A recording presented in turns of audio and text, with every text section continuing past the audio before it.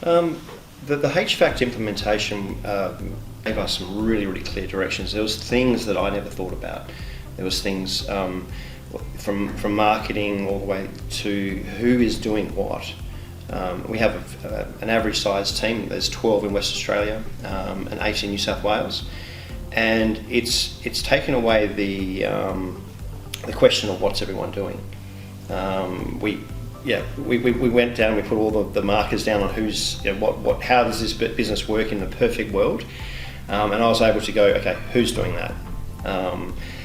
That was one of the clear directions and changes that we put in place, and that was an enjoyable process. It took a lot of a bit of time, but it was certainly needed. The cards, I stood back from the table, stood back and going, okay, where are we going with this? How is this going to help us? The outcome was that, again, I'm saying clear direction and clear understanding of how this business works in the perfect world. We couldn't have achieved what we achieved in the time that we had.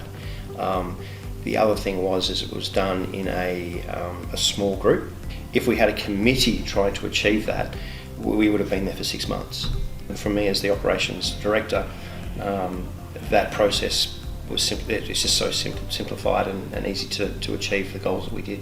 It showed us that we were deficient in several areas. I think the most important part for us is the marketing side. We acknowledge that there is a role that's not being fulfilled, and we understand that now. The other thing is storeman, having a full-time storeman there, and the other one was who's doing what in sales. Where are they positioned? Because those three items were critical parts that were plaguing the business, and that potentially is going to change now because we can see the benefit it will bring into the business. We never thought that way before. So the H factor is potentially a saviour of the business. But it definitely highlighted the problem for us. So there's a whole combination of things that the team now want, so they can do their jobs and perform and achieve their KPIs. Where before it was how do we do this? It wasn't a conversation before because they just thought, the tools I've got is I've got to work with. So you might have the world's best computer, you might have the world's best phone, but they're useless if you don't have the things to back you up behind the scenes. You certainly couldn't do it by yourself. Yeah, you need that external. I answered all the questions myself. When I originally looked at this, I was thinking, how am I going to manage this? Because myself in my role, I am actually quite time poor, and I didn't want to spread myself too thin. It's basically given me the surety that the investment that we've made into H factor is continuing, and that someone is still making sure that it's being implemented. And it's certainly helped me continue as the director, rather than getting bogged into the system. Yep.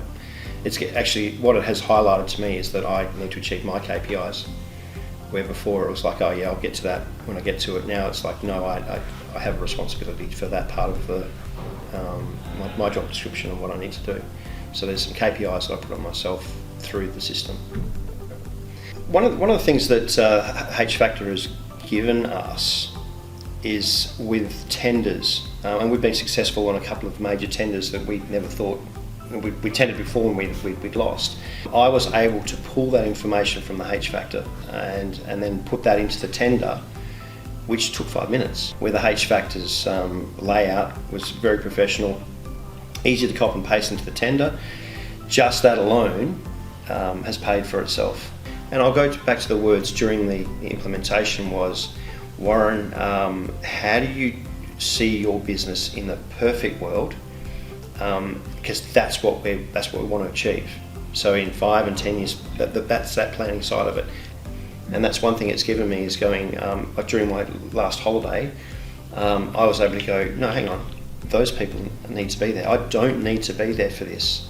Where before it's like, I have to be there at 7:30 in the morning and I have to micromanage this. And that's one of the things it's given me. It says, no, hang on, people are responsible, people are doing their job, so I can concentrate on what I'm supposed to be doing. Absolutely. The H factor has stepped us up to another level.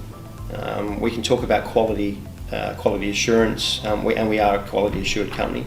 And I feel that both the H factor and ISO 9001 actually come together on how we do things and who's responsible for those things, and that is a quality issue.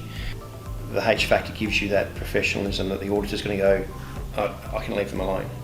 So when you're audited by an auditor, and the question is okay, show us your records, that's the difference in that we're not going, okay, where am I looking here? It gave us a savings because we have the documentation in place. It also gives us an area where we can actually put our meetings and the minutes of our meetings. It's easy to find and everyone's got access to it. It's a CRM for internal, but it's easy to use. So and we're still using it. We're still building on that, and we're only probably just scratching the surface of what we can use it for the future. So those sort of things and processes for meetings is really important. So recommendations, absolutely. Staff engagement. So with COVID, it's changed the way we do business. There's no question about it. I can't travel to New South Wales and they can't travel here. So, I was asked a few questions saying, well, how are we going to do this? What do you want to do? And I was able to come back to him with some pretty rock solid answers and say, no, hang on.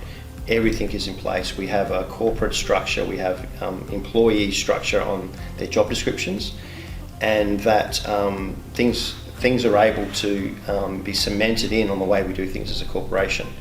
I was able to discuss the fact that I will not accept an us and them mentality, and remote offices if not done correctly, the whole system can collapse.